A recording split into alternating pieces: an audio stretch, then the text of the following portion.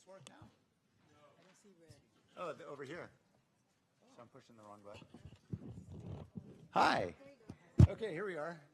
That's right here. All right. Thanks, Elaine. Well, welcome everyone to our Thursday, August 2nd meeting. The meeting's called to order. Elaine, could you please call roll? Ex officio Board Member Bruins. Board Member Carr. Here. Board Member Chavez. Alternate Board Member Cortese. Alternate Board Member Davis. Board Member Dieppe. Here. Alternate Board Member Harney.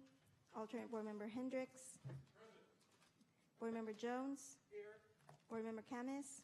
Here. Board Member McAllister. Yes. Board Member Nunez. Board Member Peralez. Here. Alternate Board Member Rennie. Board Member Vaidyanathan. Here. Board Member Yeager. Vice Chairperson O'Neill. Present. Chairperson Liccardo.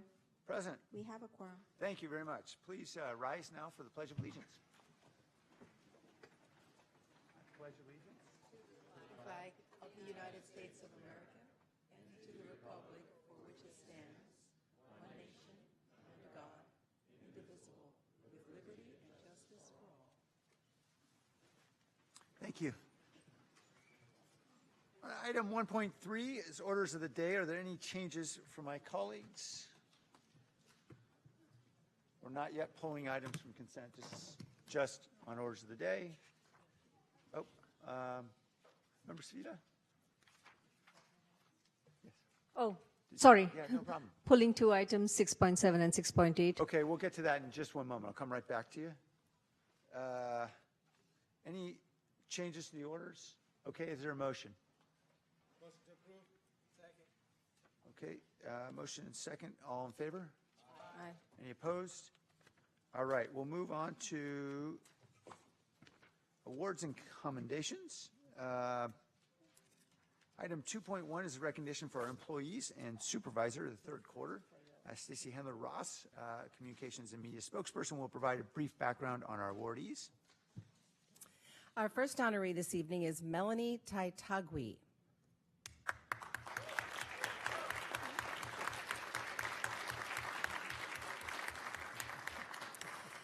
Melody Taitagui is an office specialist 2 for this field supervision department. She is the administration award winner for the third quarter. In November, Ms. Taitagui will celebrate her 4-year anniversary at VTA. During that time, she has established herself as an outstanding employee. She is an exceptionally hard worker who in turn makes her colleagues' jobs easier. Not only does Ms. Taitagui help foster a positive work environment for her unit, she also exudes a strong, positive energy throughout the organization. Her coworkers appreciate that she is a true team player who never fails to show consistent support, devotion to her job, and a strong work ethic. Congratulations to Melanie Taitagui.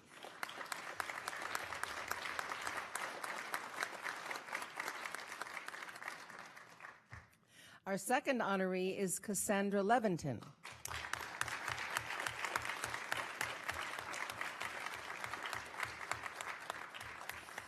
Cassandra Leventon is a senior human resources analyst for the Health and Wellness Unit. She is the supervisory award winner for the third quarter. Last month marked Ms. Leventon's 19-year anniversary working for VTA. Throughout her tenure with the organization, she has proven herself to be someone that her department can consistently rely on. Ms. Leventon provides excellent customer service to all of VTA's active employees and over 2,000 retirees. She often encounters situations where someone is severely ill, injured, or in financial distress, and always handles each situation with empathy and compassion. Ms. Leventon is dedicated to helping others and to her role as a leader. Congratulations.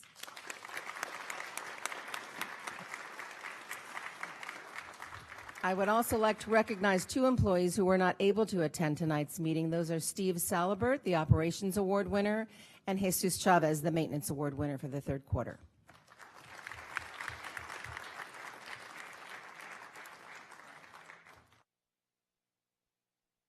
Congratulations to our awardees, and thank you for your great work on behalf of the community. All right, item number 3 is public comment. I encourage. Well, let's see here. Well, let's go first to our cards. We have several members of the community who would like to speak. Glenn Hendricks, followed by Susan Sohaley, John Rainville and James Whiteman. Hello, Mayor.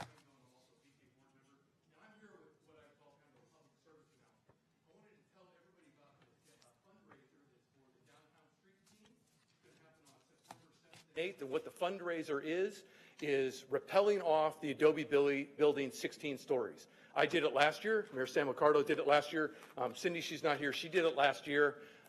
It's a great event, so I encourage any of my elected colleagues, if you want to do it, to come out, get signed up. And if you don't want to sign up to do it, you could sign up to support anybody. If you just go to their website, they've got a list of people that are participating. Go ahead, support anybody. It doesn't have to be me. But go ahead and donate money. It's really a great cause. If you don't know, the Downtown Streets team is an organization that's trying to help with homelessness and getting people back to work. It's not a handout organization. It's more of a hand-up organization of what goes on. So it's really a great organization. Maybe Nuria is going to do it this year.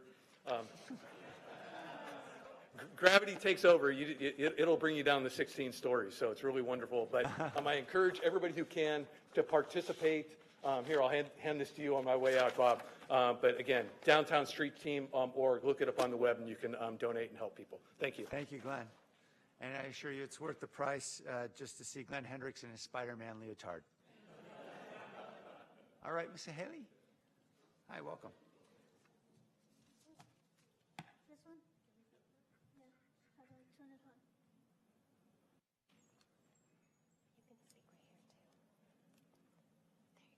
Thank you. First thing I want to say, the last time I forgot to say, Mayor Sam, I voted for you each time because you're doing a good job for the city.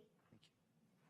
Thank you very much. And the second one, I want to say that for the new 60 line on Skyport and technology, I would like a yellow line for 9 cars, and I want the red line and what do you call those, luggage rack, because it's going to go to the airport.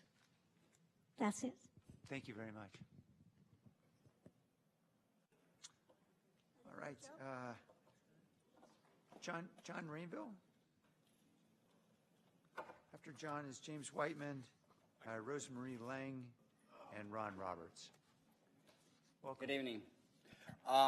Suggestions, like I always do. The 522, why can't we make it go all the way to San Mateo County and connect with the 22 when it gets halfway to Palo Alto?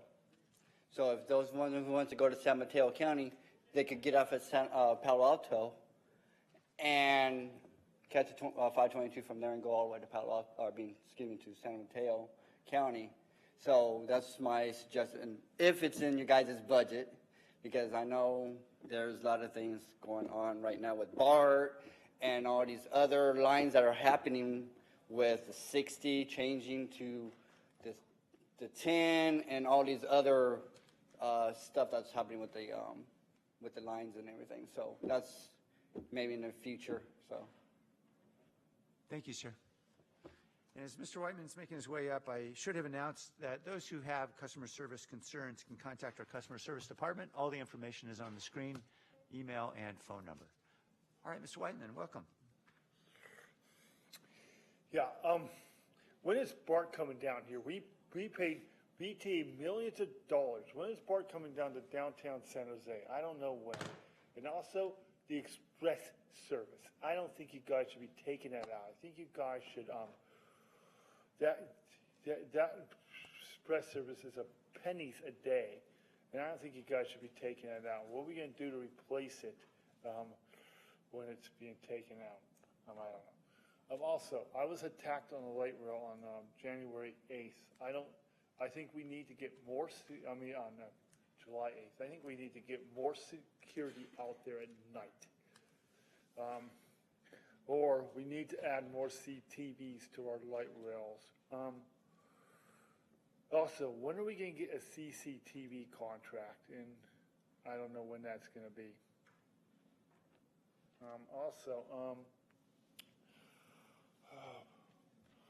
I think we need to add more trains when there is an event out at Levi Stadium, because, maybe add 4 train cars and, like stuff like that. Thank you. Rosemary Lang, Ron Roberts, and Omar Chadi. I think Ron's right here. Come on up, Ron. Hi, my name is Ron Roberts. I'm a senior signal maintainer for Light Rail Division. I'm also the lead signal maintainer. On Sunday, May 27th, I received an email from one of my experienced signal coworkers letting me know that he was promoted to another position within VTA. Later that evening, a second coworker had a massive heart attack. On June 1st, VTA lost a veteran employee of 18 years of experience in signal maintenance, and I lost a good friend. 2 weeks ago, I inquired about the recruitment of these two openings, only to learn both positions would not be filled. I'm guessing not one of you can really fathom the consequences of this decision, so let me try to explain it from my point of view. Have you ever worked in the middle of a street in a rain downpour and have cars clip right by you? I have. Have you ever been on your knees on the trackway out here at First and Divine, only to hear your watchman yell at you, hey, watch out, and there's a car coming down the track at you? You know, or another example is walking on the Guadalupe in the high-speed area. 87 is so loud you can't hear a 50-mile-an-hour train coming. So what do all these things have in common? Coworkers helping each other watch their back. That's what they have in common. And you learn to rely on your fellow coworkers to help you live another day. The decision impacts my personal safety and the safety of my coworkers, VTA customers, and the public. VTA claims that priority is number one for safety. You can see right here in the flyer that I passed out to you. So what's this decision worth? My two signal maintainers? I'm not going to stand by and allow this compromise to happen. I need to go home to my family, and my coworkers need to go home to their family. I'd like you to reconsider that decision, and if you have any questions, you can contact me. Thank you. Thank you, sir. Lang? Oh, Ms. Lang? Yes, Ms. Lang was first. Thank you. I don't have really good hearing. No problem. Hello. Welcome. My name is Rosemary Lang. I've lived in San Jose for 43 years. I've worked in downtown San Jose for 19 years. I take light rail 5 days a week, and I've done so for 19 years, and I plan on continuing to do that. So I have two issues. Please clean up the Winchester light rail station, get rid of the shopping carts, clean up the vomit that's on the platform and the rotting food, and let's see, what else is on there? And the roaches. You need to spray regularly for the roaches. Okay, now my second issue is what happened to me at the Diridon Light Rail Station on July 8th, okay? I took the train from San Francisco, supposed to be getting the light rail at 11:23. That, unfortunately, is when you had the double fatality on the light rail tracks. But VTA had a system failure and didn't notify Caltrain. So I get off the light rail. I'm 73 years old. I get off the light rail at 11:20, run over to get the 11:23 light rail at night, Sunday night. There's no light rail, but the sign is wrong, and it says there's going to be one in 5 minutes, and then there's going to be one in 34 minutes. No, okay? No supervisor there. No paper indicator that there was a bus bridge. Okay, and if there was one, there certainly wasn't one at the VTA platform at Diridon. Maybe where the buses are, but it's illogical to go to be going to a bus when you're going to be taking the light rail back to Winchester. Okay, and the digital sign was saying July 4th, and it was July 8th. Okay, and then at midnight, to make it even more infuriating, the sign switched over to call VTA 408-231-2300, and there's nobody at that number after 7 p.m. So this is a system failure. I want a fix for it. I want specifics on what you're going to do. I think you need to do more emergency response training. Thank you, Ms. And Lang. thank you for listening to me. Thank you very much. Thank you for bringing it to our attention. I'm very sorry for it. Mr. Chetty? Hi, my name is Omar Chaddy, and I wanted to just do a couple of what I call footnotes. As we see the fires burning in California, hundreds of thousands of acres, for those people who are environmental radicals, I just want to remind them that every one of those vehicles are fueled by fossil fuels, and we shouldn't forget that. So that's the bulldozers, the low boys that take them up there, the tractor trailers, the airplanes, the small airplanes, the 747, the DC-10, the fire engines, some of which are coming all the way from Florida, so to help us out. So all that's fossil fuel, and so when we hear people say that, we might want to remind them. They're also saving trees, which take the carbon and turn it into oxygen.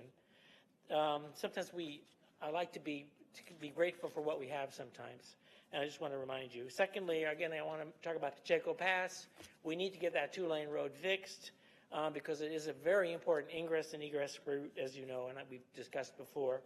Secondly, our road system is very important, and the Santa Teresa Hills fire, the Morgan Hill fire, the Gilroy fire were all resolved quickly by CAL FIRE. Good for them. We appreciate it, and the fossil fuels that fueled their vehicles. Secondly, the SR-87, it dawned on me the other day when I was stuck in traffic after Levi's Stadium got out on 101, that the SR-87, the north segment that never has been built, and I think the right-of-way may all be gone by now. Unfortunately, because of that, 101 is congested, I just want to make you aware, between Great America, Montague, and all the way down to Route 87, where there's a lot of accidents right now because of that one-lane off-ramp. And the same with Highway 880. It's also tied up between Brokaw and 101. If we had that link, of course we didn't know Levi's was coming, but if we had that link, it would help with the system of freeways that we have. Freeways work in a system. That's why it's very important that that last lane on 85 be a lane that's not just for capacity of streetcars, but for vehicles with rubber tire access. Thank you very much for your time. That's my footnote. Thank you very much. Okay, we're on to public hearings, item number 4. We have one item. 4.1 is a resolution of necessity for one property owned by San Lucar Properties, LLC, for the Caltrain Peninsula Corridor Electrification Project. This item requires affirmative vote of 8 of us, or 2/3, and Ron Golem will tell us more. Great. Good evening, Ron Golem, Deputy Director, Real Estate and Joint Development. Joining me this evening to my left is Brian Fitzpatrick, who is Caltrain's Director of Real Estate and Development.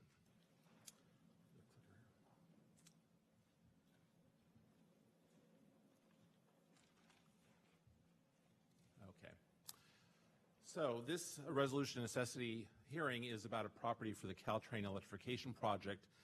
To remind everyone, VTA has a cooperative agreement with Caltrain to allow them to use our authority for eminent domain in Santa Clara County to acquire the properties that are necessary to complete the Caltrain electrification project. And Caltrain covers all of our costs associated with that support effort.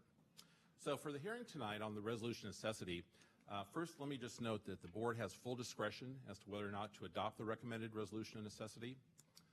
The amount of compensation to be paid to the property owner is not a consideration for this hearing, and that the board must make each of the findings contained in the respective resolution of necessity prior to its adoption. So real briefly, to give you an overview of the property in question, this map shows the location of the property in question between the Sunnyvale and Lawrence Caltrain stations in Sunnyvale. The property is owned by San Lucar Properties, LLC. The subject is 2 items that Caltrains need. One is the fee interest of approximately 249 square feet. This is to place the electrification infrastructure, the poles, and other items. And then the second item is an electrical safety zone easement of 1,254 square feet. That's to prevent conflicts between other activities and the overhead power lines that will be installed as part of the project. To give you context, the property in question overall is about 2.4 acres and has about a 45,000 square foot industrial building. And this is an aerial picture that shows the status of it. Now, to let you know what's happened is back in February, Caltrain made an offer to the property owner. They had been negotiating back and forth, had not reached agreement, and this is why we placed it on the agenda. Just yesterday, Caltrain reached a tentative agreement with the property owner. However, because of the critical path on their schedule, they were asking us to proceed with the resolution necessity in case there's a hiccup or other issue that comes up with the agreement, because they don't have time to come back to a subsequent board meeting without delaying the overall electrification project schedule. So we are here tonight to request the resolution of necessity. And with that, myself and Brian will be happy to answer any questions. Okay, thank you, Ron. Questions?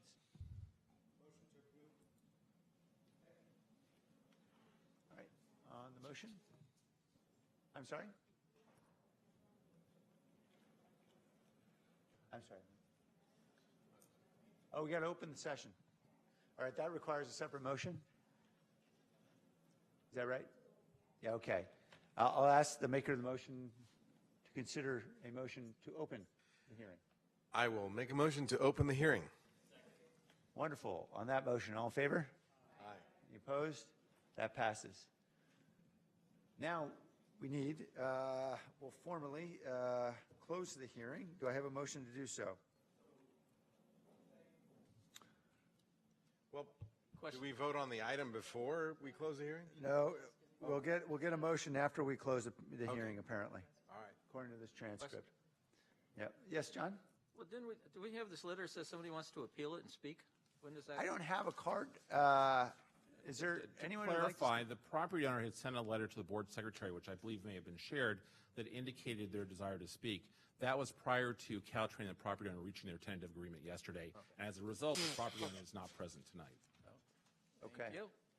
Thank you, Member McAllister. Okay, other questions? All right, on the motion to close the hearing, all in favor? Aye.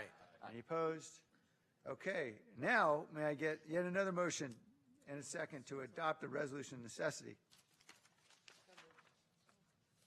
Motion from the Vice Chair. Second. Okay, any questions? Director McAllister, is that, you have a question or is that just, okay. On that motion, all in favor? Aye. Any opposed? Fabulous. On we go. Thank you. Thank you, Ron. Okay, item 5, committee reports. We don't have any reports for items 5.1 through 5.3. We do have a brief report from Director Bruins for item 5.4, the Ad Hoc Financial Stability Committee.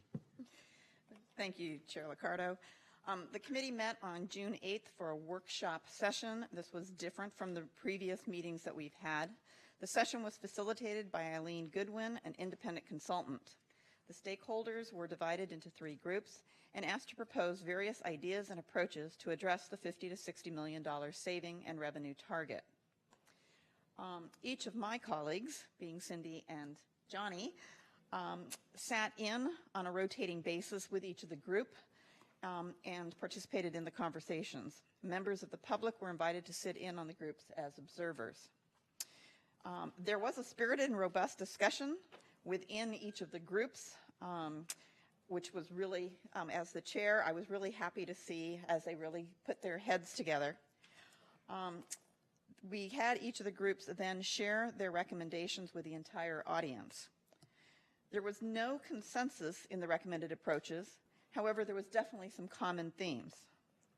Staff has taken the input from the workshop and has analyzed the estimated impacts and practicality of most of the promising recommendations. At our next meeting, which is August 10th, we expect the staff to make a recommendation on the achievable actions to address our organization's structural deficit. It is my intention to forward a committee recommendation to the full board at our September Board of Directors meeting. That concludes my report. Thank you, Director Bruins, and thank you for all of the members and all the participants in that effort. We know we have very difficult challenges ahead to resolve, and I appreciate all the hard work from all of our stakeholders. Okay, we're now on the consent agenda, and Director Vaidyanathan, and please forgive me for mispronouncing your name again, but you had 2 items you want to pull from the consent calendar?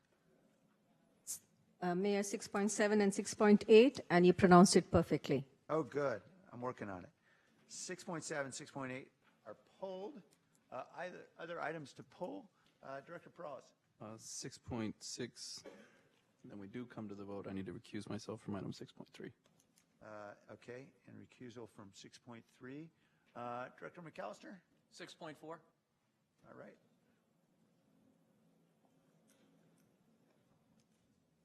Okay. Other items, Director Camus? Just want to pull item 6.1. Okay. And I do want to ask for council to see if I need to recuse myself from item 6.4, because one of the people on 6.4 is AT&T, and I own some shares of AT&T, so I don't know if I need to recuse myself for owning. I do not own 10% of AT&T. That would All be cool. Be really cool if you did. That would be cool. We'd be much better friends. Okay. So, all right, there'll be no recusal on that item. Other items to pull. Okay, here's what I have to pull. Items 6.1, 6.4, 6.6, 6.7, and 6.8. I think we got them all. All right. Is there a motion on the remainder? So moved. All right, motion from the Vice Chair, a second from Director McAllister. I'm going to recuse myself from items 6.2 and 6.3. And I believe we have a recusal from Director Perales on 6.3. On the motion, all in favor? Aye. Any opposed? That passes. Okay. On to 6.1. Councilman Canvas. Thank you, Mayor.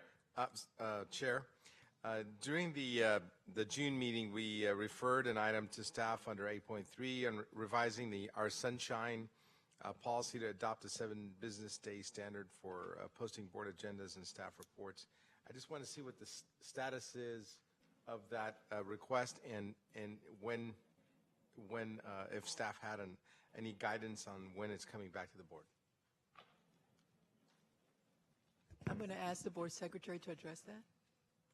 Staff is working on it right now, and actually we did a survey of the other transit agencies, and we plan to bring it back to GNA first before the board. Any timeline on when it's going to get to the next GNA meeting, which is next month. Oh, okay. Yeah. Wonderful. Thank you. Right, thanks. Okay, great. Motion to approve. Director McAllister, is it on this item? Yeah, I'm just seconding. Oh, okay. Yeah. No, you didn't want to speak. Not on this Okay. item. On the motion, all in favor? Aye. Any opposed? Okay, on to 6.4. This is relating to the contract authority for technology consulting and support services.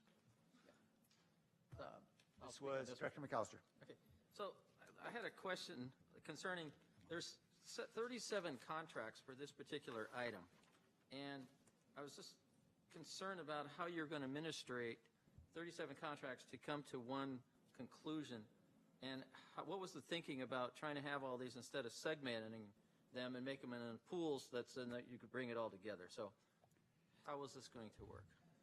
Well, the contracts are, I'm Gary Miskell, the Chief Information Officer for VTA.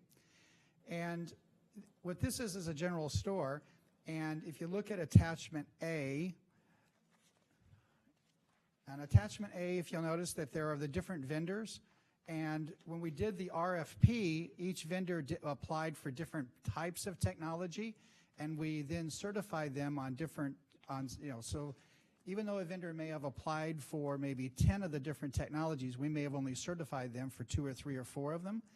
And so then what we do is, if you look at that list, that if we have a web development or a telephone wiring contract, then those vendors that were certified under telecom would then be given the opportunity to then give them the scope of work, and they would then give us back a price for what that scope of work would be, and then we would use the lowest vendor, lowest priced, to actually issue the work to them.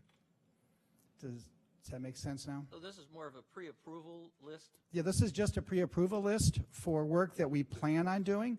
What we then do is, so we go through and get rid of, we have contracts and terms and conditions dealt with already, as well as what technologies they're certified for. And then we actually, when the actual scope of work is then identified, that's when they actually give us a price. Okay, that makes more sense. Thank you. I make a motion to pass this.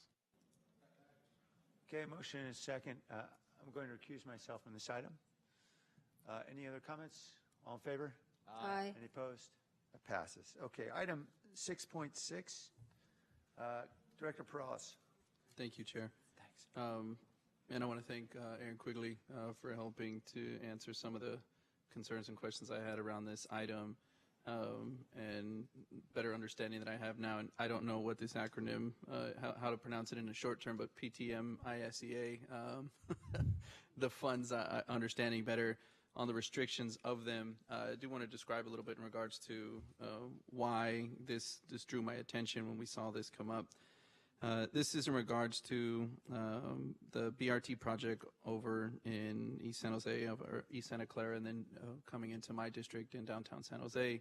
And we, in my office, bordering there with former VTA board member and our Vice Mayor, Magdalena Carrasco, we share a lot of the community interest there and the businesses. And so I get to hear and have continually heard of concerns, vehicle accidents, intrusions on the BRT right-of-way there, probably on a weekly basis, and probably much more our Vice Mayor at the City of San Jose. And when this came up, I saw what looked like a reallocation of these sort of excess funds, and my initial thought was, well, why could these not be used for some of the enhancements, safety enhancements that we're trying to put into the BRT right-of-way there. And I know our DOT staff has already been beginning that process, and I believe our mayor is involved with our vice mayor on working with VTA staff and allocating funding. My understanding is around $10,000 a pop for some of these signals that are going to be input into or installed into some of these left turns that there's been an interest for. So if you could describe that as well. Again, I had an opportunity to have a little bit better understanding, but if you can describe that for the general public and my colleagues here in regards to the shift of these funds. I am comfortable with that shift at this point, but we can describe that. So I think it would be helpful if we heard from Marcella Renzi from our grants program as to the allocation of those funds.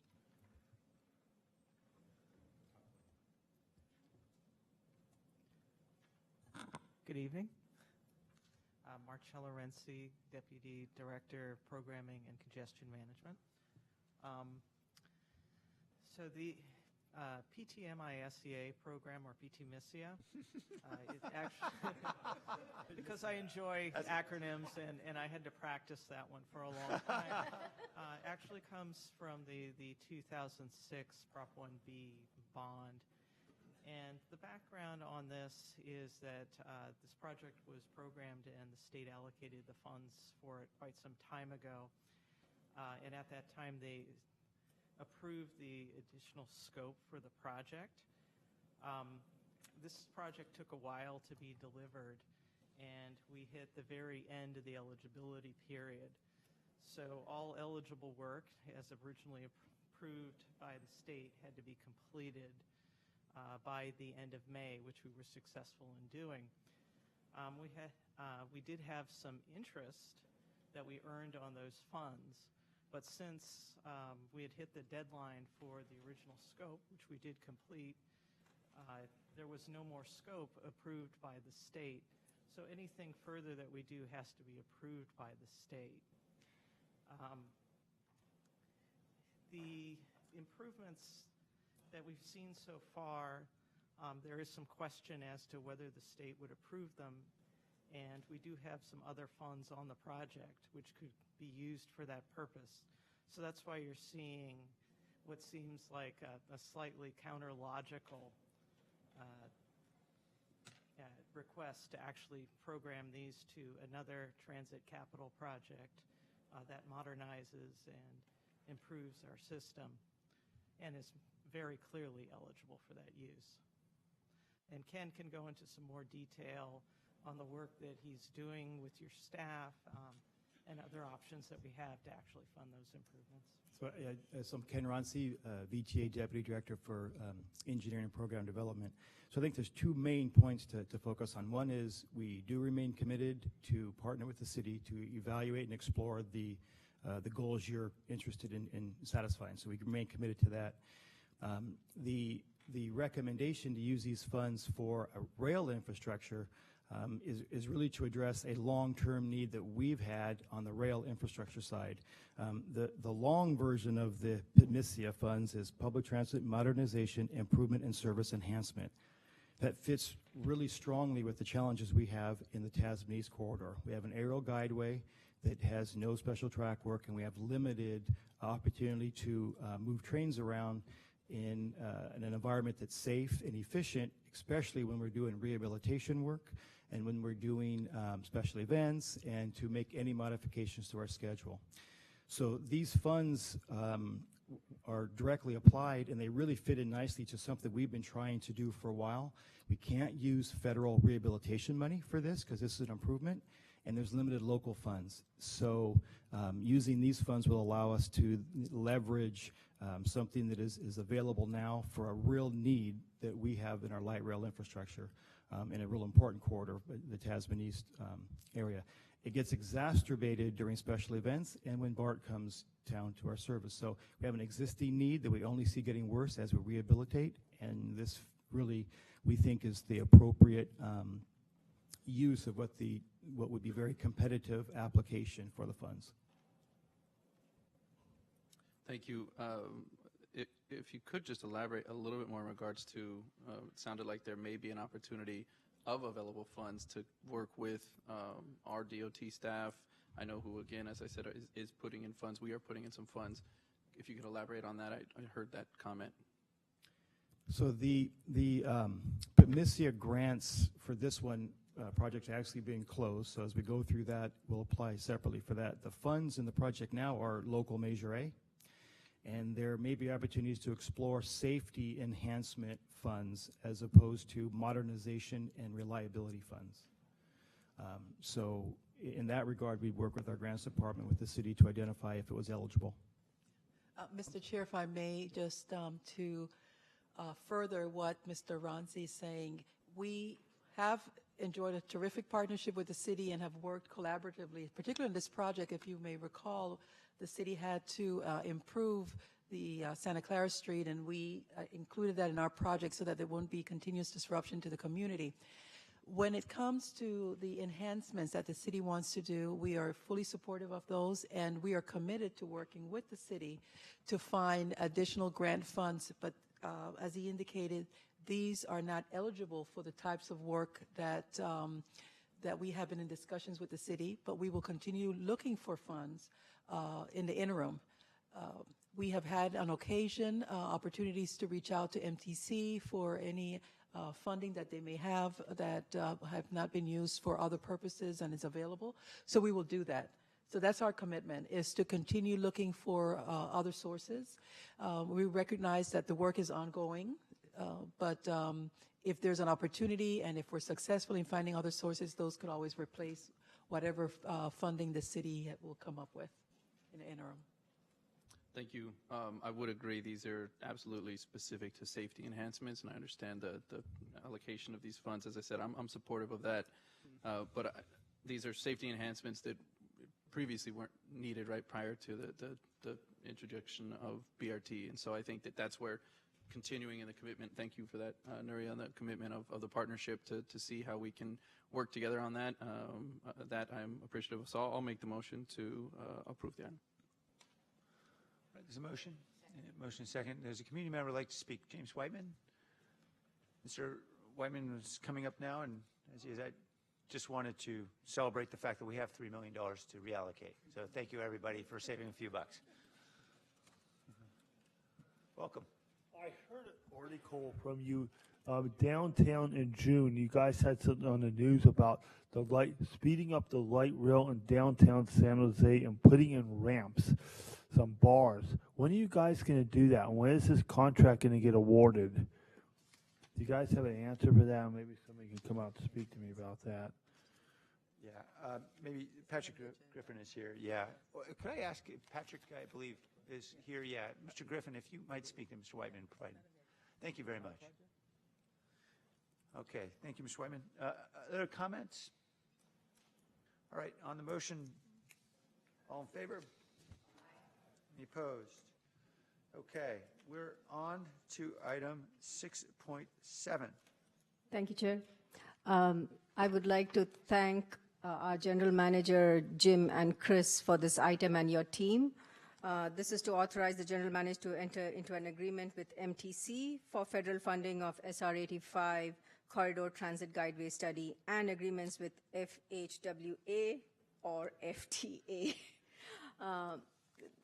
Since I represent the 5 cities that are affected by 85, I really want to thank you for finding these funds and for approaching MTC for $1.2 million. So now we can get that study underway. It'll help us tremendously. And I also want to give a shout out to County Supervisor Dave Cortese for speaking on our behalf at MTC. Okay, thank you.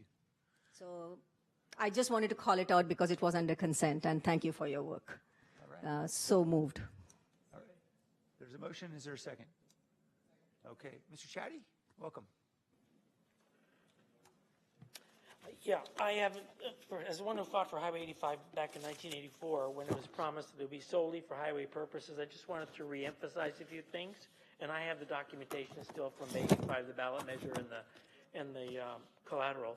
So I just wanted to remind people that Route 85, which I take every day at least twice, isn't just for this county. It's for South County. It's for North County. It's for people as far south as San Francisco and north.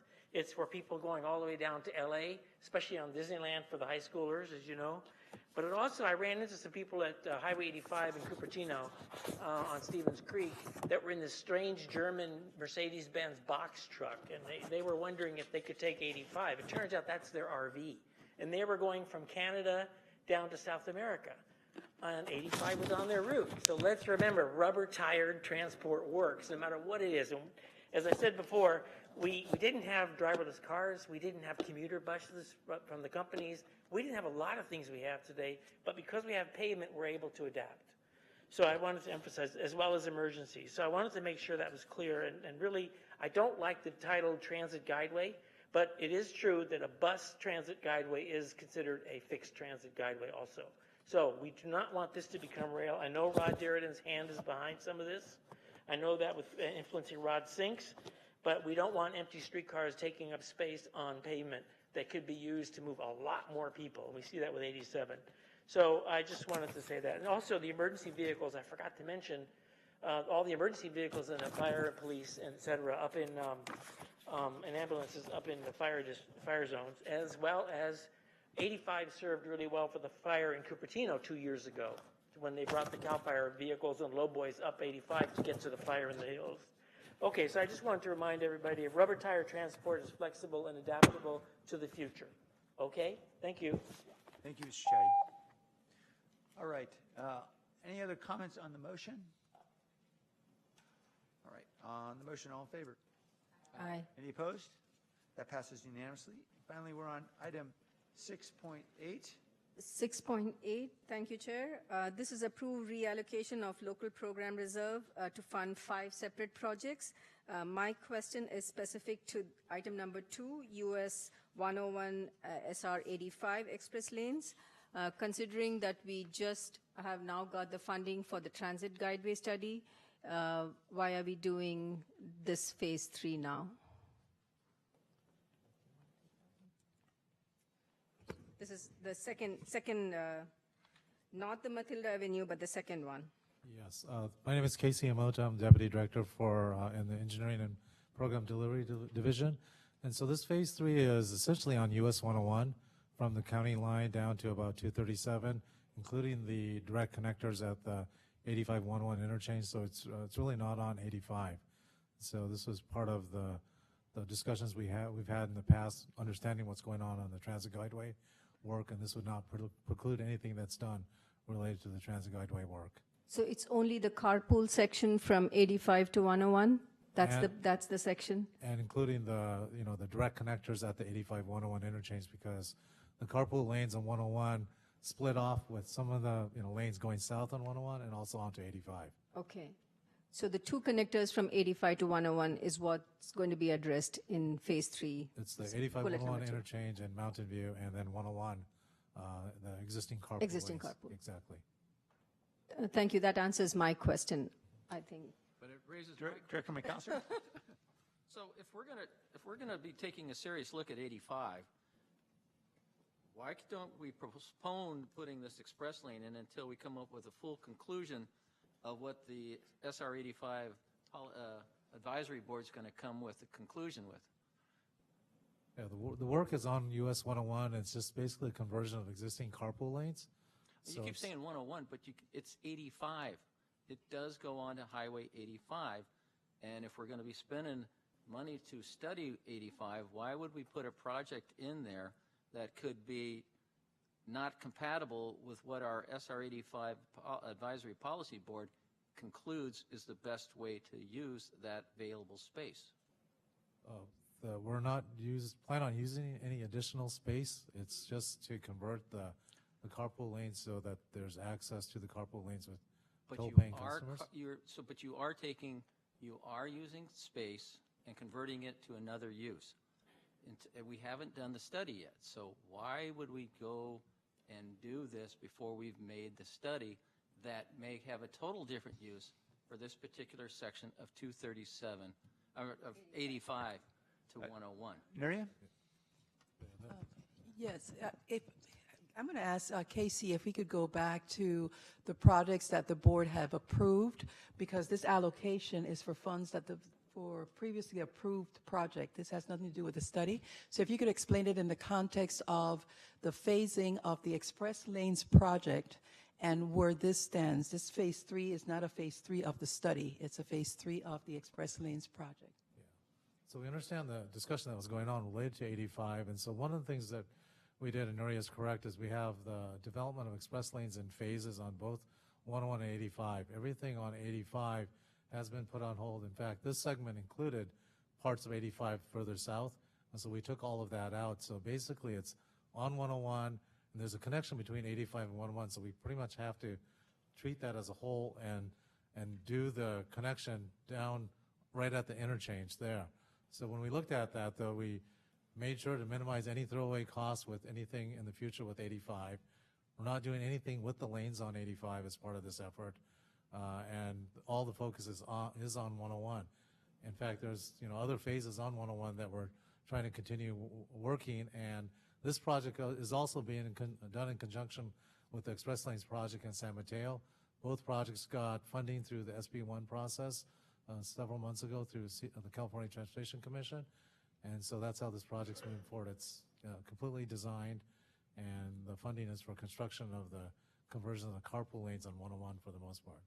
Well, I understand that this money is not having anything to do with the SR 85 policy advisory policy board, phase 1, 2, or 3. So I know that. But you were converting. Okay, we're going to take this offline. But you're still converting lanes that we haven't decided that this policy advisory board hasn't done. I know that the money's been approved, but that's something that's a concern of mine also, is that we need to take a step back and say, okay, money's been approved, but there's other options that are coming up to the table. Maybe we better hold off on those, put the pause on those projects, and have a thorough review of this particular 85 before we go to the next one. We have a tendency to just keep moving along without taking that step and say, we're going to spend this kind of money. It's probably more. Is it more than $400,000 just to put that the express lane improvements on there? Hold that thought. Let's. Okay. Director Camus, I know you want to jump in. So, Director McAllister, first and foremost, the Highway 85 study is really going to be studying the area between on 85 between Highway 87 and beyond, north. Right. This is well south, really well south of the study. We're talking about 101 and 85, where it meets down, where the new Costco is. I don't know if you've been down there, but none of the study is going to take part in the area that we're discussing here. Take a look at 6.8C. There's a map, so Silicon Valley Express Lanes, and there demonstrates that it is in Mountain View from 237 to 101. Yeah, the north part. The north part. That's where they're putting the north. The north part is, yes. Yeah, that's where they're putting the express lanes on that 85 on the north side. Yeah, well, I'm only speaking on the south part. Okay, I have no problems with that. Yeah, and the, and I, anyway, I think you know how I feel about the entire study. I'm glad we got funding for it. I still don't think we need a study. I think it's clear which way we should be going. In any case, I hope we cleared up at least a part of what you're concerned about. Okay. Staff, did you want to respond? Yeah, so one of the things I wanted to add also is, I know you were asking questions about what we're going to do at the north end. So I know as part of the 85 Express Lanes environmental document that was challenged, and that challenge was settled, there was a lot of question about the double lane segment that we were proposing from 280 south, right? And so the other question that was asked as part of that was, why weren't we carrying a second lane further to the north up to the 85-101 interchange? What we're doing here will not preclude the ability to do that. We looked at that. In fact, if anything, the minimal type of impact that would occur if we did changes on 85 north of 280 is that it might impact the ability to collect tolls and the toll equipment that we would be installing in the vicinity of the 85-101 interchange. That's the major impact that we could see. The rest of the work still could happen. If other alternatives are chosen by the PAB on the 85 project, those things still could be implemented, and what we're doing would not affect the ability to do that. In fact, the only thing it could do is potentially affect the placement of the toll equipment that we've installed that might have to be taken down and moved or removed. But the stuff that we're doing is mostly on 101, and there's a spur that connects to 85 because you have a double carpool lane system on 101 that splits with the carpool lane going south on 101 and also onto 85. So that's all we're trying to cover as part of this, and we've rolled back the amount of work on 85 all the way back to the interchange as opposed to what it was before. Well, I know you're going all the way back to Grant Road, El Camino. Yeah. And that's like a mile or so. And that's mainly for transition purposes. You have to have safety signs in to let people know there's an express lane coming downstream. So we need to put the signage and stuff in that covers that area to let people know that there's a express lane as soon as you get onto the connector onto 101.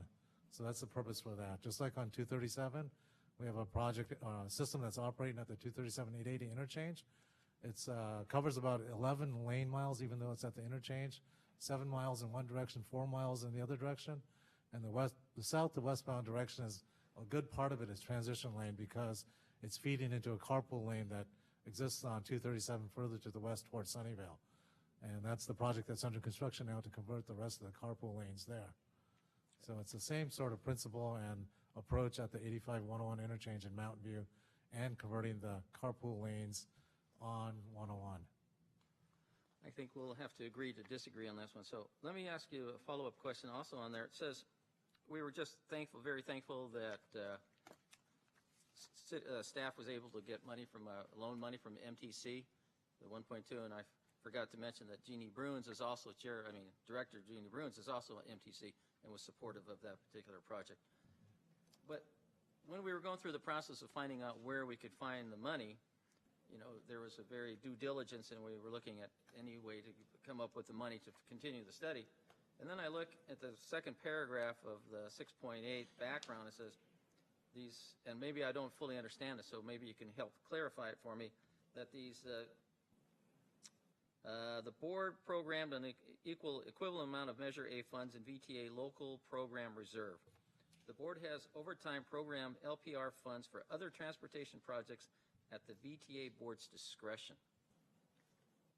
So why were funds not available through this process to fund the study?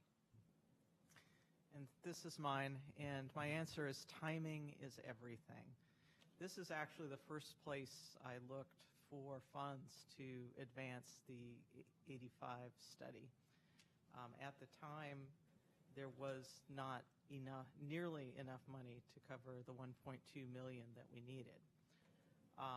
What happened in the ensuing month and a half, while we were working with MTC and actually looking at other options at the same time, is we were also closing out our books for the year And the highway program was going through these old projects, cleaning them up, and adjusting what was needed in various projects. So at the end, we have this available money, some of which we are asking to program to cover increased costs, but it was not there at the beginning of this process. And by the time it was available, we were well into discussions and, in fact, actions with MTC. Okay, thank you. I do appreciate I mean, there was a lot of hard work on this, and the general manager, I appreciate her effort to get this going too. So that's why anytime we can find some money is appreciated. So thank you. All right, thank you. We have a motion, I believe. Is that right?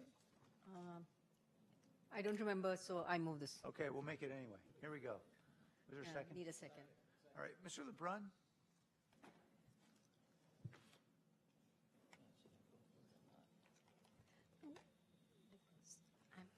Thank you. So Director Camis, as you know, I live down there. I actually live further south than you do. And I'm actually strongly opposed to building this express lane because the entire thing melts down right there where 85 and 87 are together. And the reason why that's happening is because the whole of Almaden Valley just dumps right into the 85 or 87. Now, if you're going to make it easier for 101 to be dumping into there, well, it's going to be Armageddon. That's going to be the end of it. So my preference, if you really want to have an express lane, is to work backwards from Highway 17. You start on Highway 17 and you start heading to the south, because just pumping more and more traffic into something that is totally congested doesn't make any sense to me. And the last point I'd like to make, obviously I totally agree with Member McAllister, but let's just stop having this focus on express lanes and let's focus on managed lanes. And there is nothing that is stopping anybody from dynamically converting a managed lane to an express lane if that is to be what makes sense at any particular point in time. But anyway, that's my 2 cents for what it's worth. Thank you very much. Thank you. All right, on the motion, is there a comment? All in favor? Any opposed? Okay, I want to congratulate everyone. We're now done with the consent calendar. All right, here we go. We're on to, fortunately, mercifully, one item on the regular agenda. That is to discontinue express light rail trips. I believe that Jay Tyree, our Senior Transportation Planner, will provide a brief presentation. Welcome, Jay. Okay, good evening. My name is Jason Tyree. I'm a Senior Transportation Planner here at VTA with this action item to discontinue the light rail express trains. Do you have a clicker? Oops. Okay, so some brief background here on the express trains. We added these express trains to our service in 2010 with a few purposes. One, to provide an alternate option for our riders that provides a faster service from between downtown San Jose and South San Jose. And these were also our first light rail cars in the system to have Wi-Fi, so we wanted riders to be able to stay connected while they rode our system. We offer 3 northbound trips in the morning and 3 southbound trips in the afternoon. That's the same service level as it's been since 2010. These trips are slotted in between our regular service. So regular service on the line, if you might know, is every 15 minutes northbound and southbound. So we slot these in between that 15-minute service. The way that we provide express service, and the reason these are express, is they skip all 6 stops along State Route 87. Those are all the stops between Ohlone, Chynoweth, and Convention Center. And so the trains travel 55 miles an hour. It feels fast, and it's a nice fast trip into downtown. That does that in both directions. And so it actually saves 4 minutes. So that's the savings, and that's the comparison between these trips and the non-express trips is 4 minutes of travel time. Oh, I just wanted to also note that we don't have any passing tracks on our system. So essentially what happens is these express trains, We start them in front of a train and they go fast, and so they kind of catch up to the one in front, right? And so that's kind of how they slot in between our service. So just a slide on the performance of these trains. They each carry about 90 boardings per train, which is well utilized. By the way, these figures are for the most recent quarter. So that's a total of, across all 6 trips, about 538 riders per day on all 6 of these trains. It's 43 boardings per hour, and $5.98 is our cost per rider. So again, well respected. These are good numbers. I did want to throw up some comparisons for you to compare these trains to other peak period light rail, the non-express trains, right? And as you can see, 71 boardings an hour and a cost of $3.63. So that tells you these express trips are expensive to provide. They're less efficient, right? So the proposal is to discontinue all 6 express trips, and as well as add light rail cars to adjacent trains where necessary to accommodate demand, as folks will shift from those express to non-express trains. This would be effective October 8th. That's our next quarter sign up. I put the schedules for the light rail service on the right-hand side there. You can see those are the express trains that would go away, and you can see the regular trains that leave just after them, that a lot of riders we expect to shift to those trips. So the regular trains depart 2 minutes later than these express trains, same platform, so it's a relatively easy adjustment for riders to make. They would be 4 minutes slower, so they'll be taking, they'd have to adjust their travel plans. We did a Title VI service equity analysis on the proposal, and we found no disparate impact and no disproportionate burden. And then outreach. This summer we did outreach to talk to riders in advance of this board decision here today. So really we focused our effort on directly talking to the riders face to face. It's kind of an easy group to, we know where they are, they're riding these express trains. So for 2 weeks our staff rode express trains and talked directly to riders. We got to know a lot of them are regulars, a lot of them we talked to multiple times. So we handed out flyers and comment cards to those folks, told them about this meeting and the decision tonight so they could, get involved.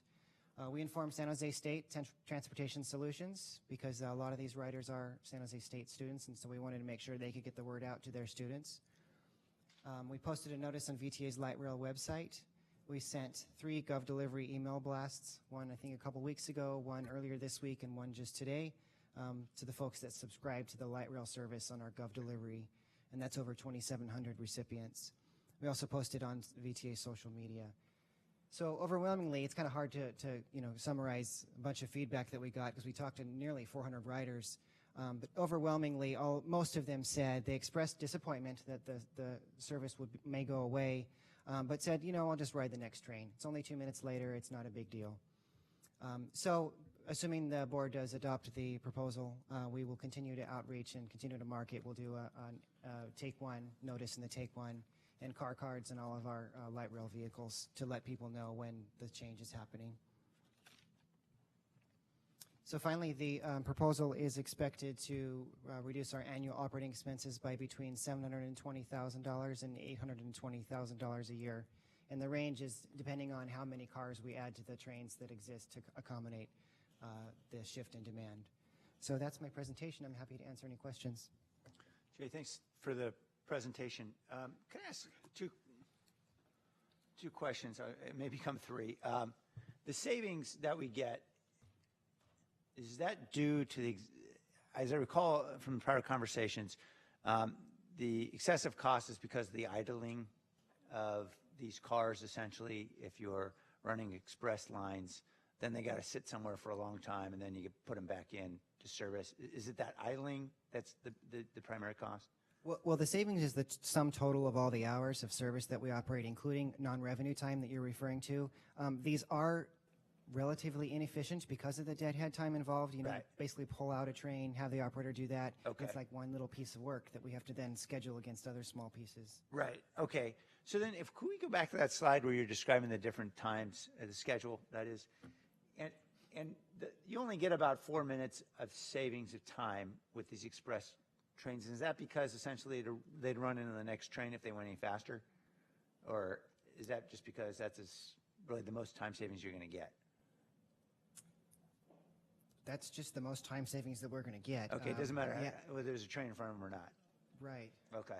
It's not quite caught up to the train in front of it yet, but, skipping all those stops. I mean, you could, I guess, continue to skip more stops, but the more stops you skip, the less riders you get from stops. Yeah, understood. I get that part. Here's where I'm going with all of this.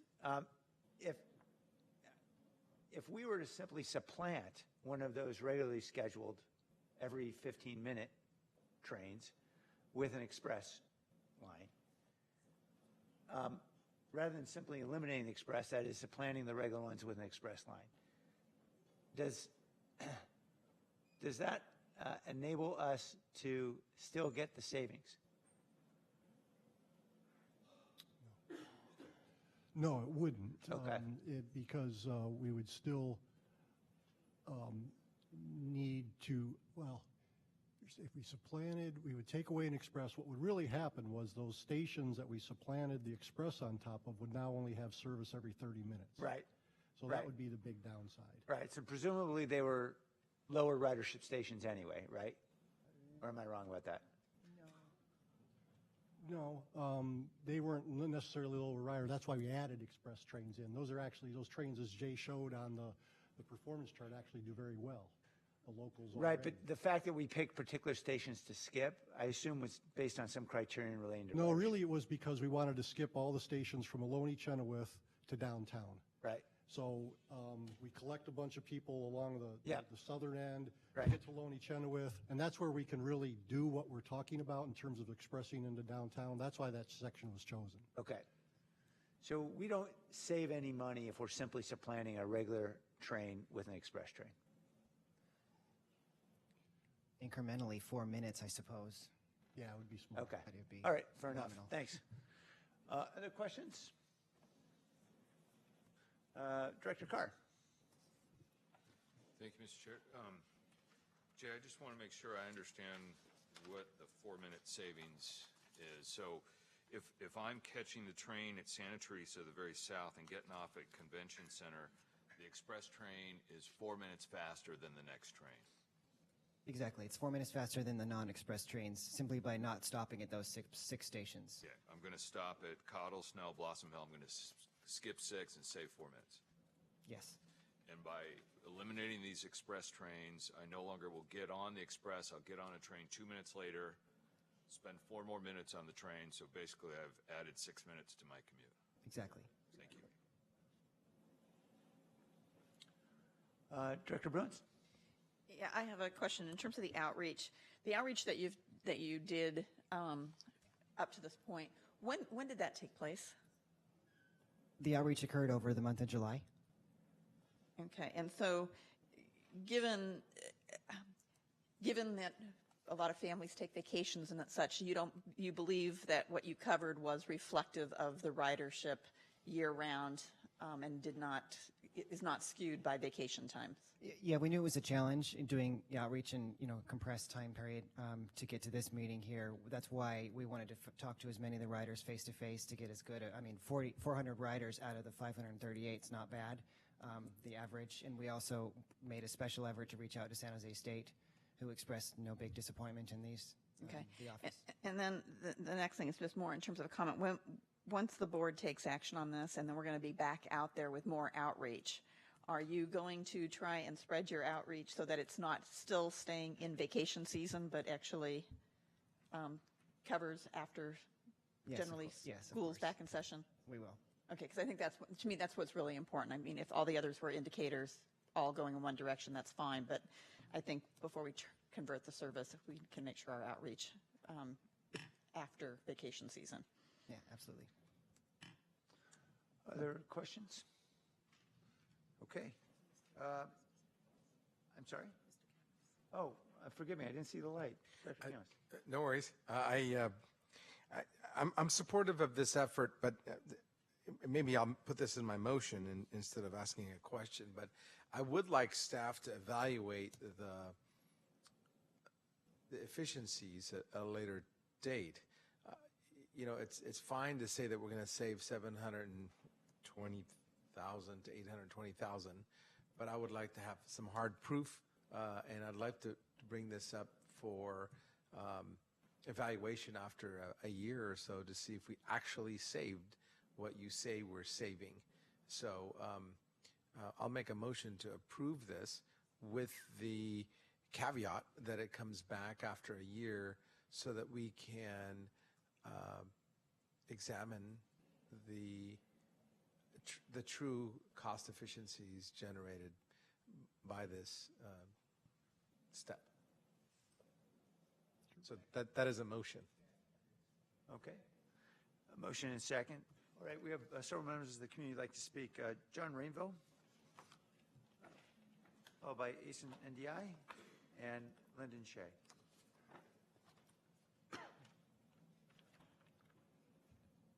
Welcome. Thank you. I take VTA a lot because of school.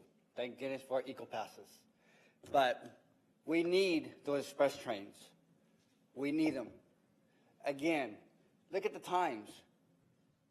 If you look on the VTA website, you can see all the trains from Mountain View all the way to Alum Rock. All the way from Winchester all the way to Santa Teresa. Those things are faster. I agree, they are faster. My argument is this: if we get those trains off the tracks, then people will be waiting like this or like this. When is the next train? Especially now that winter is coming, people are going to be soaked. Those trains are faster because you won't have to wait that long, so you'll be in a warm area so you won't get drenched. That's my argument. Thank you. Mr. Ndiaye?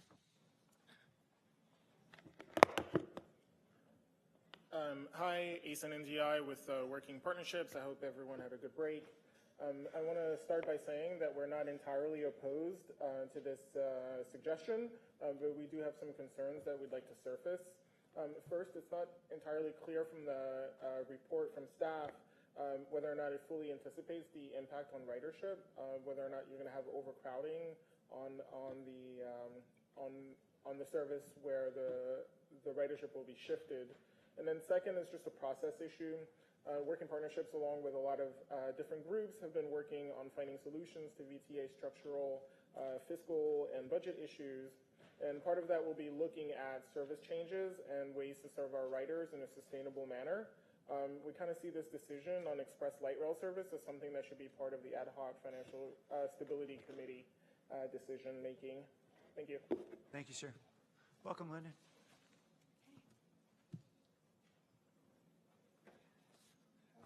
I've never done this before, oddly enough. I've been riding the light rail since 2000. And initially I started riding it from Santa Teresa to Civic Center, which was 17 long plodding stops all the way up here to Civic Center. And then from Ohlone Chenoweth to downtown, which was 9 stops. And I remember when the express train started in 2010, it felt to me like Christmas in October. It was like one of the nicest things anybody ever did for me was to cut out those 6 stops. And so you say that it's a 4-minute reduction in time. I dispute that, because that's 6 stops worth of not slowing down, not opening the doors, not people getting in and out with their bikes and their strollers, and people getting back on and closing the doors and starting back up. I take this thing every day, and I don't think that it's only 4 minutes. Additionally, I think that when you say that this was data from the most recent quarter, then I'm assuming that means April, May, June, which would mean that, there was like 5 weeks worth of San Jose State students not on there. So this might be really conservative in terms of statistics.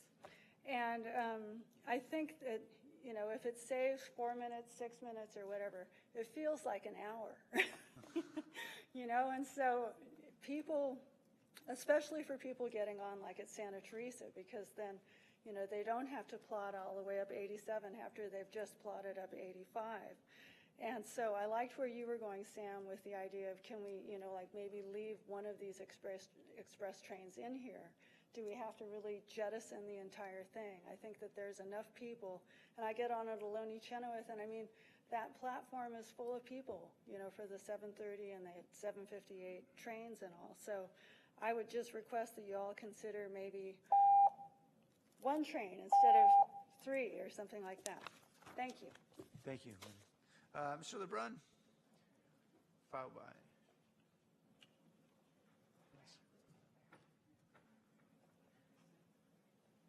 Mayor Hendricks, did you submit a card by any chance? Oh, it's on its way out. Okay, then Mayor Hendricks, come on up. Sorry.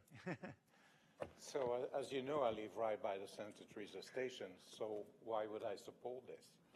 Well, because it makes total sense. I mean, this thing has been some kind of a... I've seen all the presentations, and to me, it's a joke. It really doesn't help me. I want to get onto Caltrain. Well, guess what?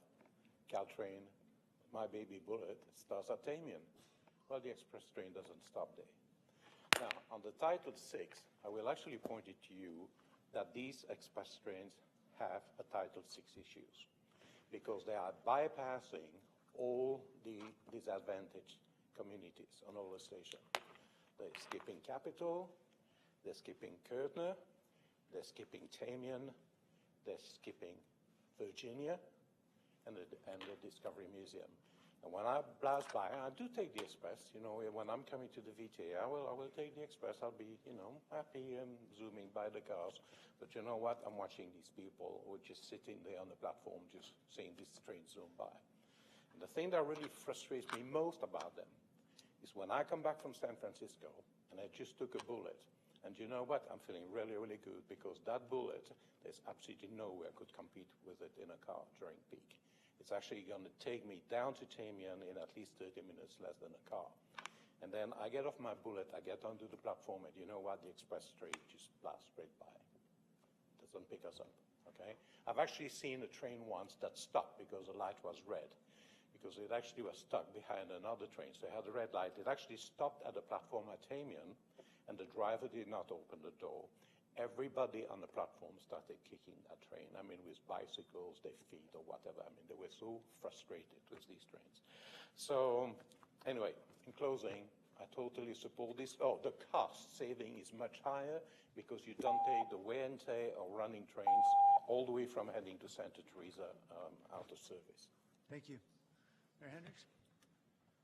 Glenn Hendricks, Mayor of Sunnyvale, VTA board member of the Finance Ad Hoc Committee on Sustainability, former chairman of the Finance Committee. You guys have some very serious, hard choices coming from a finance perspective of trying to deal with the structural deficit in the budget. The challenge here is, or why I would say to go ahead and take these out, is these trains cost more. That it's the cost per train. If they were the same, it'd be a different discussion of what goes on. This is no different than what we had to go through with the next gen thing where we stopped bus lines. This is a matter of, somebody's going to have to wait a couple more minutes to go ahead and get this on what is still relatively fast service in terms of how frequently things come by. You have very serious, hard decisions that are coming up as board members to do as it relates to the budget and the fiscal, sustainability that you have. And so I would say this is a relatively straightforward way to go ahead and look at some kind of cost savings. It's a minimum of $20 million a year structural deficit that the board has, and you have lots of hard challenges coming. So I would suggest you go ahead and move forward with this. Thank you. And Rosemary Lang?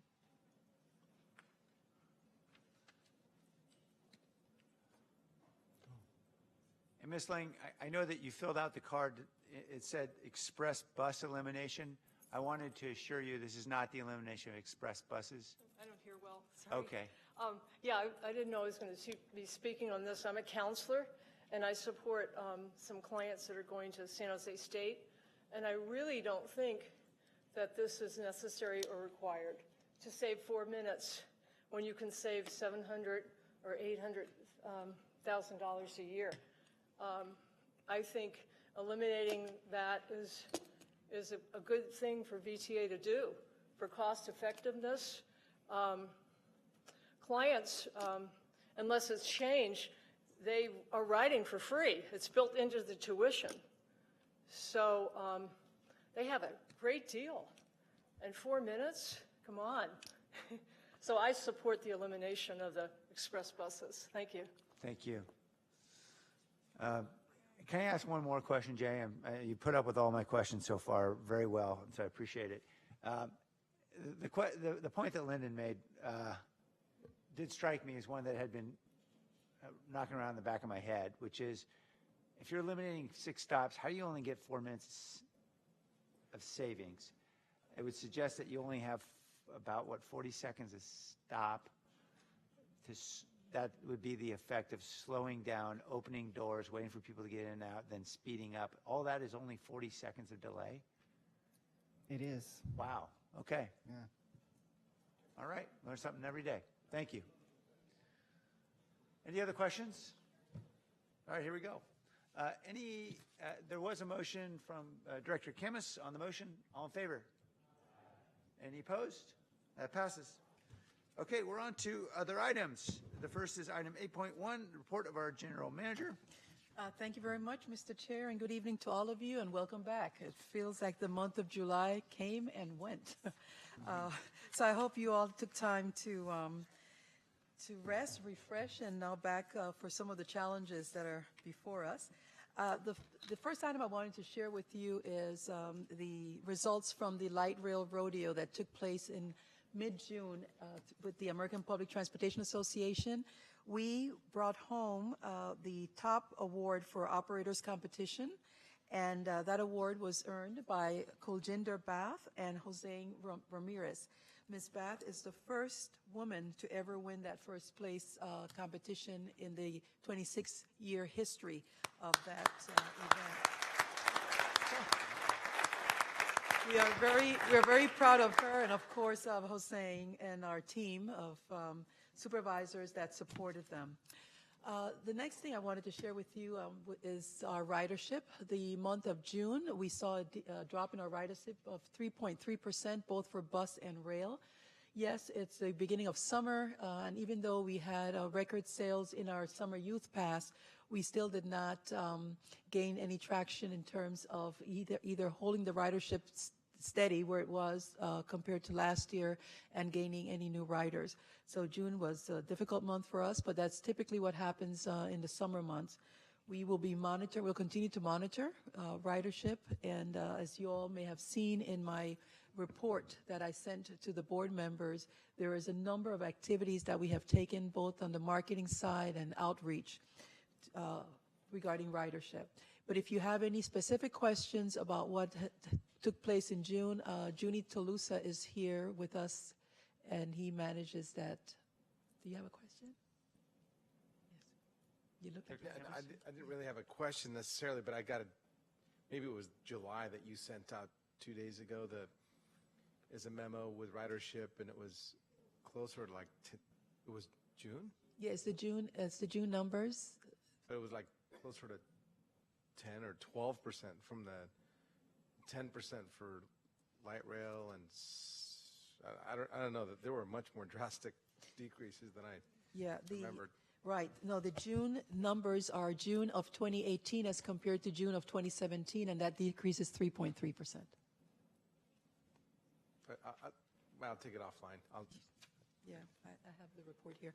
But we'll be happy to discuss any other numbers that you would have seen. Then, if there are no questions for Junie, moving on to safety and security report.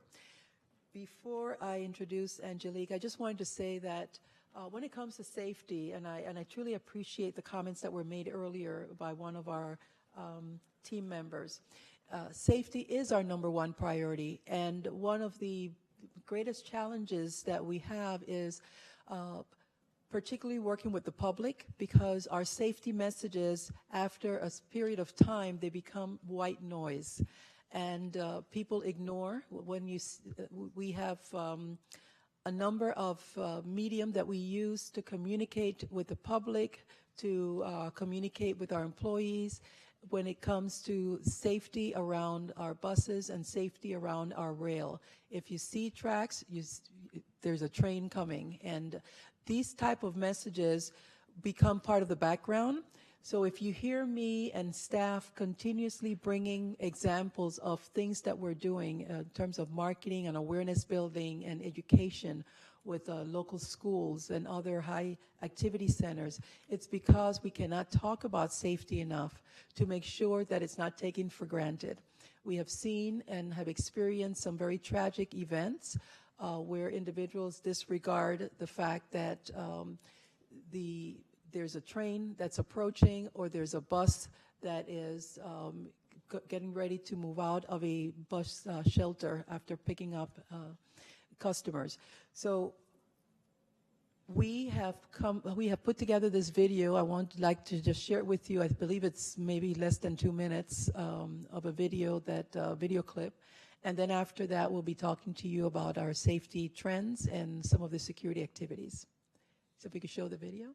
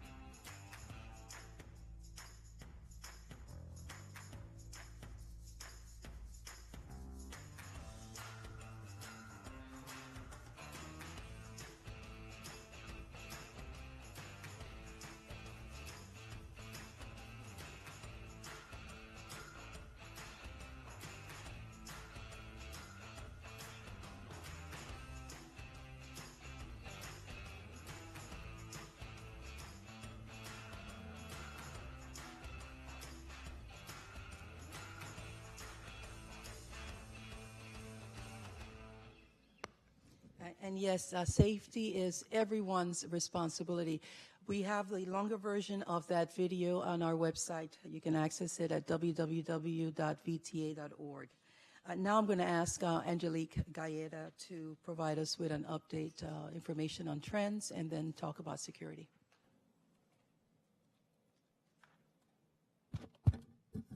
Thank you, Nuria. For our safety and compliance update, on the screen are, excuse me.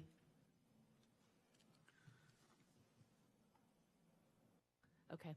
On the screen are the incident statistics for bus and light rail for the months of June and July, and later you'll have statistics from the security side of the house for June and July as well. On the bus side, you will see that in June there were 47 collisions, and in July there were 48 collisions involving VTA buses. It's important to note that these totals include any contact made between a VTA bus and another moving or stationary object. Of those totals, only one involved minor injuries that were sustained when a bicyclist ran into a VTA bus. On the light rail side, you will see that in June there was one collision, and in July there were two. Again, these totals include contact made between a light rail train and another moving or stationary object. Of those, recently there was one that resulted in 2 fatalities. That incident occurred on July 8th and involved the driver of a vehicle that went through the crossing arms when they were down and collided with an oncoming train, causing the train to derail.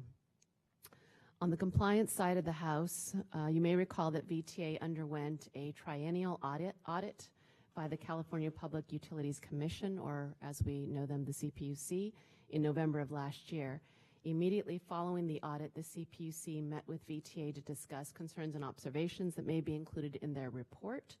But CPUC has yet to issue that report, and we understand that it's currently awaiting review by the Safety and Enforcement Division Manager.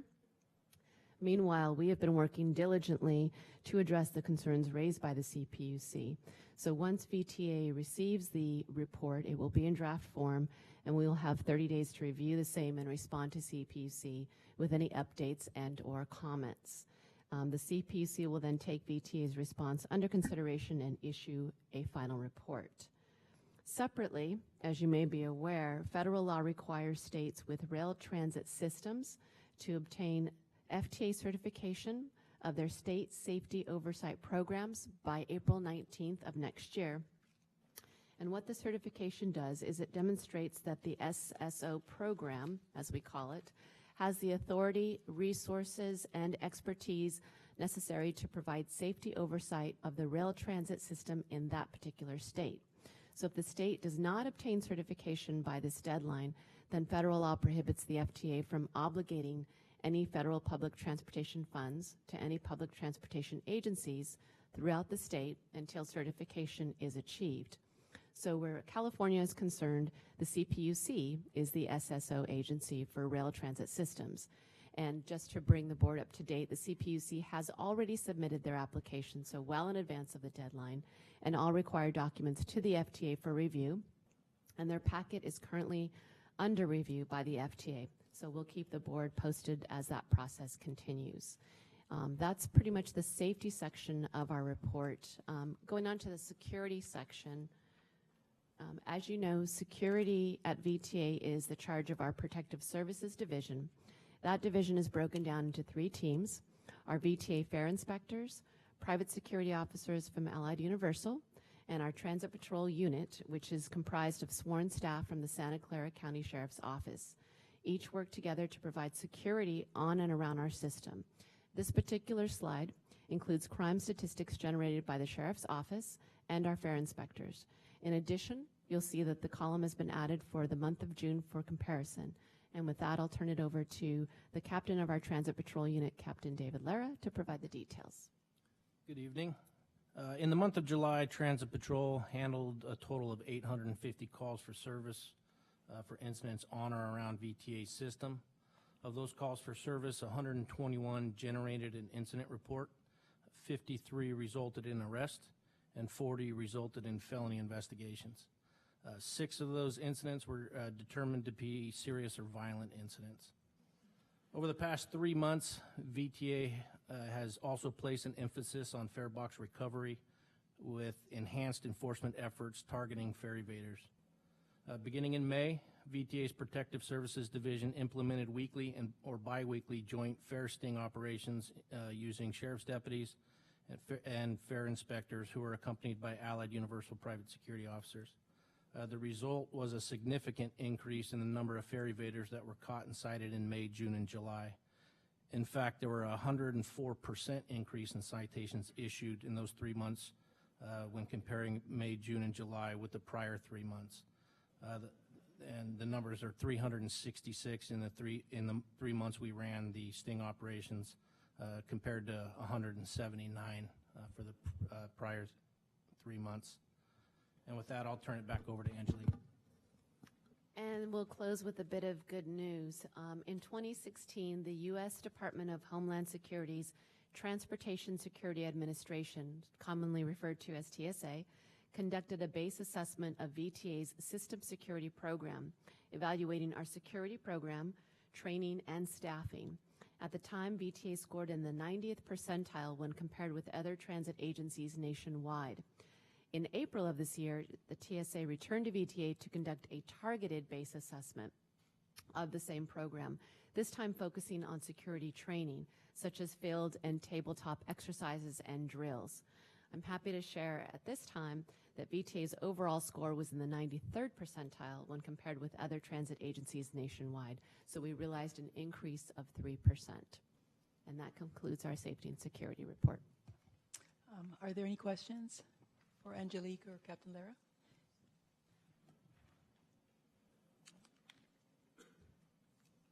I was just waiting on the chair. Pross. My question was in regards to actually the video at the start.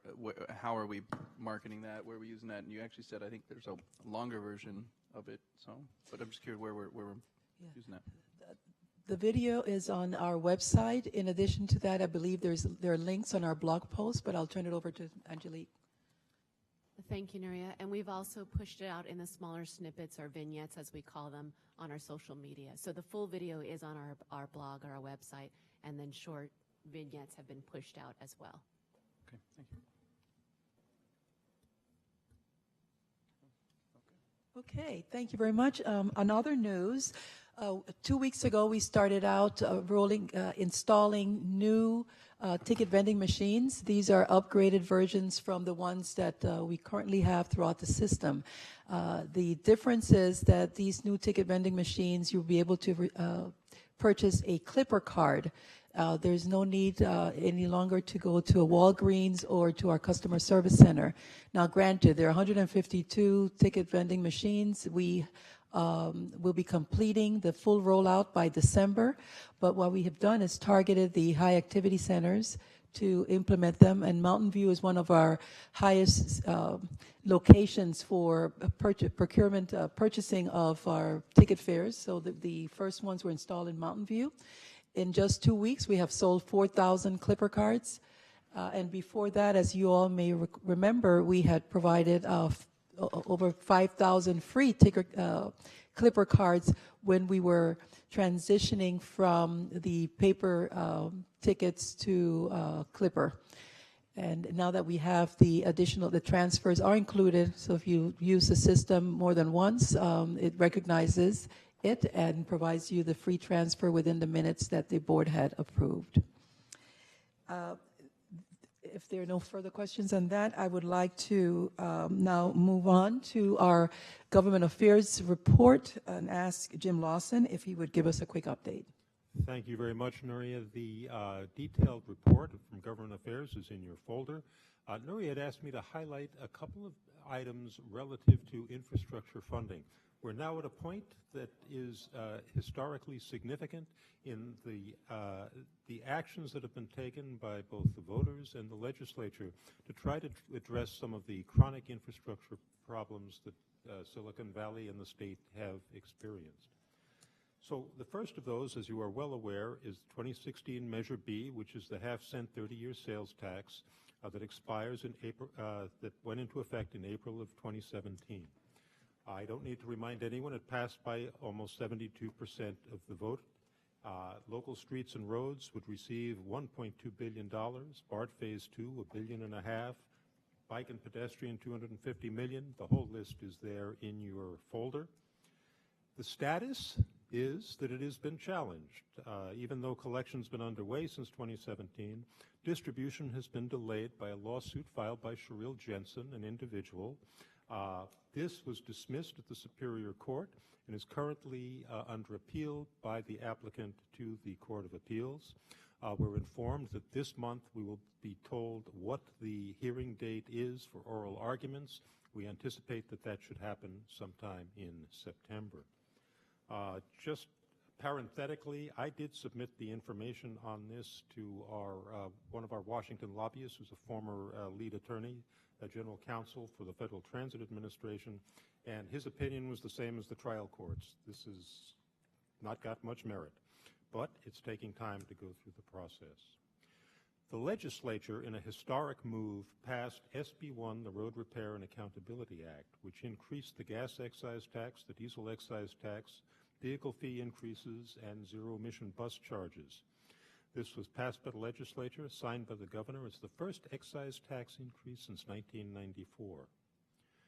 Prop 69, which was on the ballot in June, was passed by an overwhelming majority of the voters to create a lockbox for taxes and fees and to make sure that these monies collected under SB 1 and other sources are dedicated to transit and transportation. This is a constitutional amendment approved by the voters. Now we are aware that Proposition 6 is scheduled for the November ballot. It would repeal these increases, but more significantly, it would also make sure that any increase to these fees for gasoline or vehicle fees could not be passed without a vote of the people.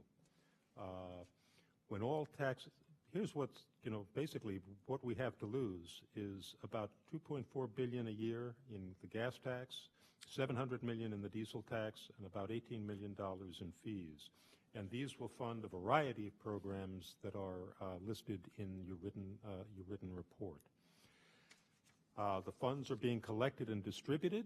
VTA anticipates that when fully implemented, we will receive approximately $16 million a year toward our operation, which is a significant amount of money. At your September meeting, the board will be asked to take an opposed position on Proposition 6. The last measure I wanted to mention was Regional Measure 3, the bridge toll increase. This was passed by the voters in June of this year. It authorized the Bay Area Toll Authority, a subdivision of the Metropolitan Transportation Commission, to raise the fares on the 9 state-owned bridges. This passed by over 55% of the voters in the 9 Bay Area counties. It's a phased-in toll increase, raising the toll by $1 in 2019, $1 in 2022, and $1 in 2025. Measures provided for these projects in Santa Clara County are especially important to us. The BART Phase 2 for about $375 million, expansion of the Diridon Station Complex for $100 million, and the Eastridge to BART Regional Connector for about $130 million. Express lane projects are also eligible. In July, the Howard Jarvis Taxpayers Association filed suit against BATA and the state, that's the Bay Area Toll Authority, also known as MTC. They argue that the increase is a tax, not a fee, and so requires a 2/3 majority. They further argue that the projects throughout the Bay Area are not directly related to the fee increase. And as reported at an earlier meeting by Ms. Bruns, one of our MTC representatives, MTC is determined to aggressively fight this lawsuit. Be happy to answer any questions. Thanks, Jim. Yeah. If there are no further questions, thank you very much, Jim. And then item 8.1.B is the Silicon Valley Transit program update. As we had indicated in June, the next update that we'll be bringing to you will be September, because we will have more information as to the progress of the testing results. There is information, I believe, there's no information in the folders. We will come back to you, and Dennis Radcliffe and Carolyn Gonat will be providing that update. So with that, Mr. Chair and board members, I conclude my report. Thank you. Mr. LeBron?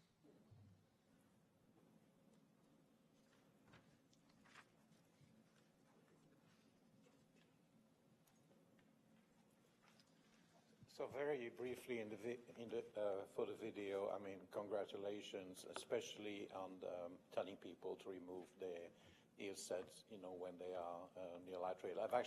There's a young lady in front of me a couple of years ago who nearly got hit by a light rail because she was too close to the tracks.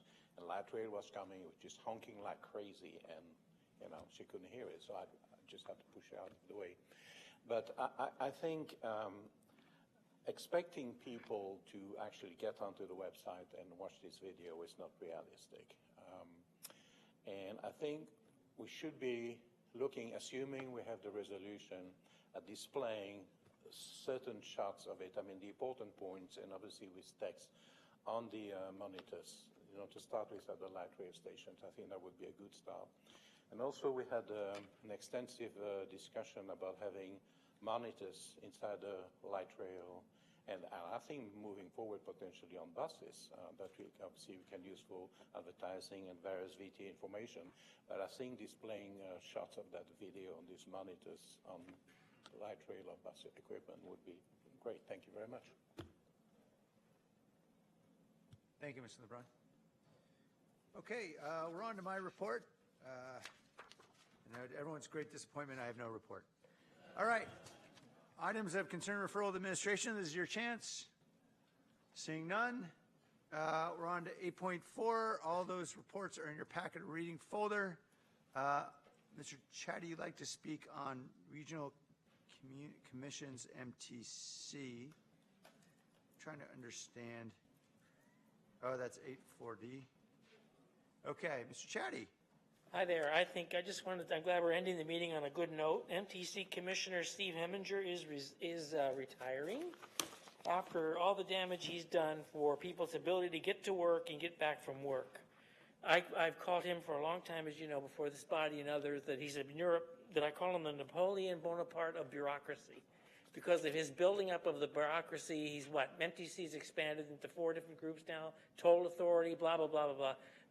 The bridge oversight, which didn't do any good, and his vicious attack against single-occupant vehicle drivers, such as myself, who for 35 years had to find jobs, and I was able to get higher paid jobs and everything else because I could drive alone. And when the Valley was going through one of its dips, I ended up at Lawrence Livermore Lab, a government-funded organization with nice pay and nice benefits. But sitting in 2 lanes of a highway where 1 lane is for people who want to pay or for people who carpool and can carpool is disgraceful in terms of public service. So I really am glad to see this guy go. There is a God, and he does not have a sense of service. He has a sense of public rule, and that is not the way it's supposed to be. That is not the way his predecessors were. And he leaves behind himself, just as Hussein does in Iraq, a magnificent palace in San Francisco that is virtually inaccessible by car. And he also is the one who quoted the person in the 1940s when the Bay Bridge was completed and said that the 40-cent toll would go down to 0 once they paid off the bonds. He said he'd like to get a hold of that person. And you know what's going on with tolls ever since. Not that I'm against tolls that really work for the bridges. But I wanted to put in my 2 cents worth against this guy. I've been waiting 17 years. I remember his predecessor who did serve the public, and I wish him the best out of here. Thank you very much. Okay, on that happy note,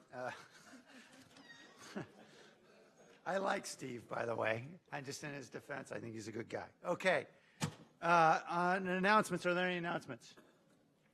Yes, Director Bruins. Well, I can't believe I'm saying this after that last speaker's comments at all. But yes, I was going to make sure everyone understood on this board that Steve Heminger, his retirement will be effective February 28th, 2019. MTC has formed a 7-member committee to guide through this process and for the recruitment.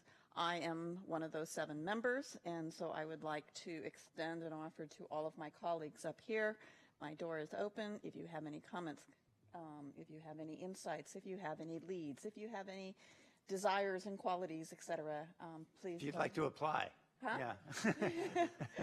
Please feel free to contact me, and we can talk so we can factor in what we think our needs are here as well. Great. Thanks, Director Bruins. Okay, any questions or comments? All right, we'll now recess to closed session. We're going to discuss items 9.1A and 9.1B. Mr. Chair? Yes, sir. I'm going to recuse myself on item B as I have a conflict. I own property adjacent to the property that's going to be discussed. Oh, okay. Well, then we'll take up the first one so you can get out of here. Yeah, thanks, Director Carr.